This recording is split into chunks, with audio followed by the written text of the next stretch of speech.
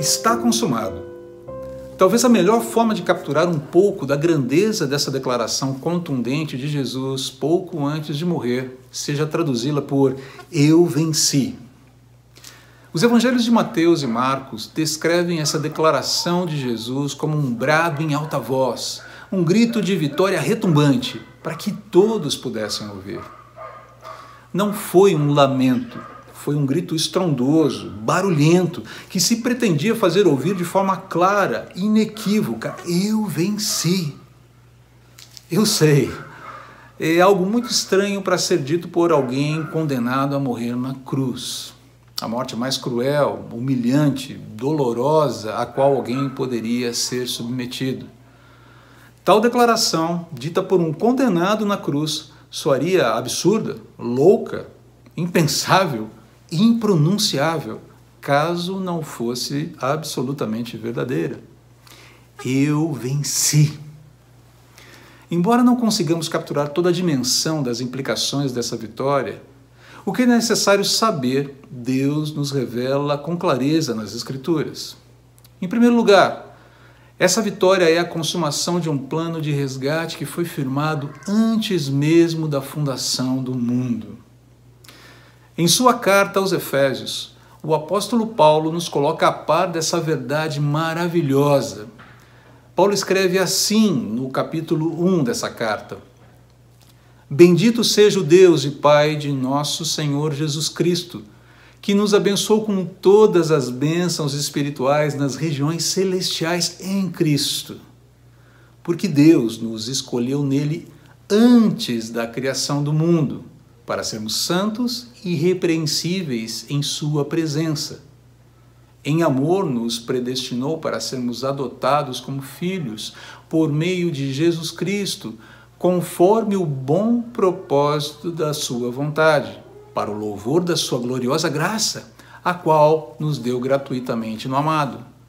Nele temos a redenção por meio de seu sangue, o perdão dos pecados, de acordo com as riquezas da graça de Deus, a qual ele derramou sobre nós com toda a sabedoria e entendimento.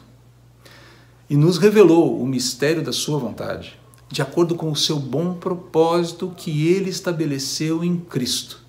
Isto é, de fazer convergir em Cristo todas as coisas, celestiais ou terrenas, na dispensação da plenitude dos tempos. Nele fomos também escolhidos, tendo sido predestinados conforme o plano daquele que faz todas as coisas segundo o propósito da sua vontade, a fim de que nós, os que primeiro esperamos em Cristo, sejamos para o louvor da sua glória. Isso não é extraordinário?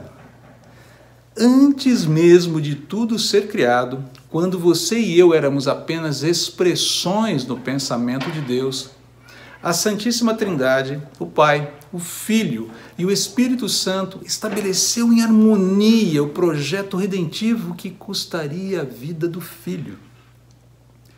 Jesus sempre soube que seu triunfo sobre os efeitos sinistros da rebelião da criação contra o Criador seria conquistado com a sua morte, dentro da história, dentro do tempo, mesmo antes que houvesse tempo e história. Em segundo lugar, Deus nos revela que essa vitória é definitiva, de efeitos duradouros e irrevogáveis.